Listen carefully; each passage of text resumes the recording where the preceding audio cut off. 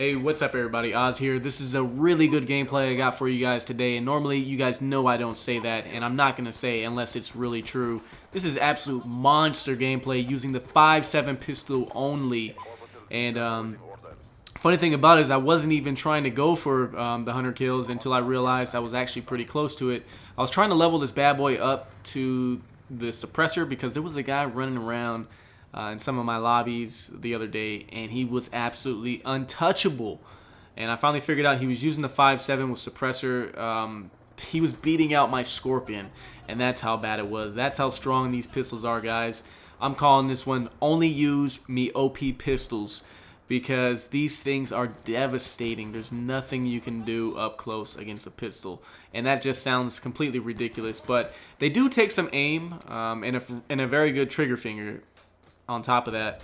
So if you're pretty good with your accuracy and you can kind of maneuver the map around, you're pretty good with the submachine guns, try these pistols out, dude. Honestly, I think they're better than some submachine guns. I think this pistol right here, because you get 20 bullets, you got a huge clip size, it might be better than the Chicom. It might be up there. No, it's not quite PDW status, because that's an automatic submachine gun. You know, that damn thing's untouchable most of the time, but this thing can beat out a lot of weapons, and it'll surprise you on how strong it is. I mean, hell, if I can run around and get 100 kills with it, obviously there's got to be something good about it. You saw me calling my kill streaks, called in the swarm. I had dogs as well, using the VSAT too. It's a pretty good setup for suppressing the enemy. It's not just for getting kills. This is the best setup for just keeping the enemy crushed and pushed back into their spawn and allowing you to cap flags. All the other kill streaks, you know, stuff like, you know, stealth chopper, escort drones, even lodestar, because the enemy can hide from lodestar. They're not that good at keeping the enemies pushed back. But yeah, this setup right here, it's really impossible for anybody to cap flags. You saw me die off another streak there. I died off so many streaks, 3/4 of the way up to another VSAT when I first got my swarm, and I kind of wonder how good this gameplay could have been, dude, if I didn't actually die off streaks. Believe me, guys, these guys on the enemy team did not make it easy on me. They're not noobs, but they're not great players either. They're those kind of players that if you get caught making a mistake, they won't hesitate to instantly kill you. It's a couple snipers as well. And attachment. I didn't talk about this. I just saw it right now on the screen. I'm using the long barrel. Like I told you guys, I was trying to grind my way up to the suppressor, but I didn't have it unlocked. I tried extended mag. Extended mag only gives you 6 more bullets, so it's kind of pointless. You get 26 bullets instead of 20. So I put on long barrel, which increases the range, and it turns the pistol from a good gun into a really dominant gun. You see so many times mid-range where I shoot them in like 2-3 quick shots and they die. And this is why I say you guys gotta try this out, dude. Put the long barrel on this thing and just see how overpowered it is. Like, I get stopped a lot on kill streaks. When I'm actually going for gameplay, there's always guys that are using target finders. There's guys using fouls, camping in their spawn, sniping out of their spawn, using shotguns, assault shields. Every annoying thing in the game, and by annoying I mean it's just frustrating to use regular guns like submachine guns and assault rifles when people are using these other setups.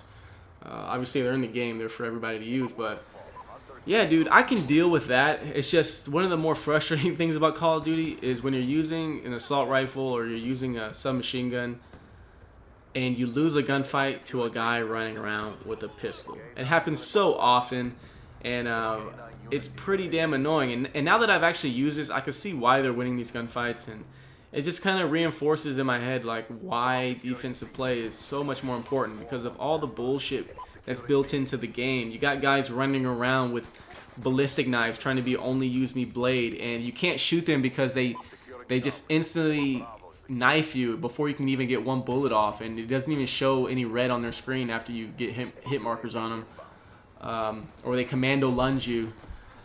You know, there's just so much bullshit that trying to stay far away from the enemy, maybe even sniping, is probably better than running around. I mean, obviously you don't have that wow factor like looking like a straight beast at the top of the scoreboard going, you know, 70, 80 kills, 65 kills with like 2 deaths, because you got a swarm up and a VSAT up the entire game. But I mean, it's a lot more for me, when I play defensive, usually it's more comfortable for me to play because I don't have to deal with the bullshit. It takes away the lag because I don't have to rely on my connection anymore to rush. I can just sit back and pick people off from distance.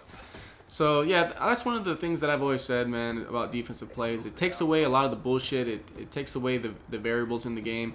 Because to rush in this game, you got to be on a good connection. You can't rush on like a 3-bar. You're going to get completely crapped on. You also can't control like how good the enemy is. And this is something else I wanted to mention. I got a couple minutes here while I let the rest of this gameplay play out. You guys can watch it. But that's something else I want to talk about is what makes a good player good. The reason I bring that up is I've been really struggling in my live streams lately. The last 2 days, because of the clan operations, there's been a lot of players playing in teams. And right here, get a nice 3-piece. I should have threw the C4 right here. Might have got 5 guys. I think my teammate ends up cleaning up that guy with the riot shield. But anyways, what makes a good player good, man? Well, first of all, you're only as good as your team. And you're only as great as the enemy is bad. And it's true because, believe me guys, all the great players out there, the only way you get gameplays is obviously if you're playing against guys who you're just that much better than. They don't have to be noobs, you just got to be better than them, and you got to play it smarter and have a little bit of luck on your side. Like this gameplay here, these guys aren't bad per se, but I am what I feel a lot better. I'm using a different strategy, one that's probably better than what they were trying to do. And I had a little bit of luck, and I had some teammates that were there to support me. You're only as good as your team. You put the greatest player in the world on the most shit team, playing against guys who want to play the objective, he's going to get stomped. You can't rush against guys who are camping, and unless you want to sit in the back of your spawn and try to pick people off and build up kill streaks that way, you're gonna have a tough game trying to rush. So that's what's been shown in my live streams. It's been really difficult. Even when I bring players into my live stream sometimes, and I try to play with a full party, people don't realize the type of lobbies that I pull. I pull really try hard lobbies. And sometimes it gets difficult for subs and my friends to play in these lobbies. Like I have, well, me and Scrub Killer call it mojo, where you get a good lobby. I have no mojo, man. Like my fucking enemies are SEAL Team 6, and my teammates are Timmy No Thumbs. That's what I get, and that's what I play against. Like my boy Pacific Tomb says, I don't want to play every game against the guys that found Osama. I don't want to play against the SEAL Team 6. I don't want to play against the fucking Avengers every game. Those games are fine and dandy, but it just gets frustrating sometimes. So if you ever get into these situations where you're going up against a lot of teams playing, camping and playing in parties and stuff, just try a different game mode, dude. If you're struggling in ground war, don't stress yourself out. Just go into 6v6, and yeah, don't feel alone, man, because even good players struggle as well when they get in those lobbies. Trust me, guys, that's just how it goes. So what makes a good player good? His team. Hope you guys enjoyed the commentary. Final score: 100 kills, 14 deaths with the 5.7 pistol only. Pretty damn beast, dude. Let's try to get this up to 1,200 likes.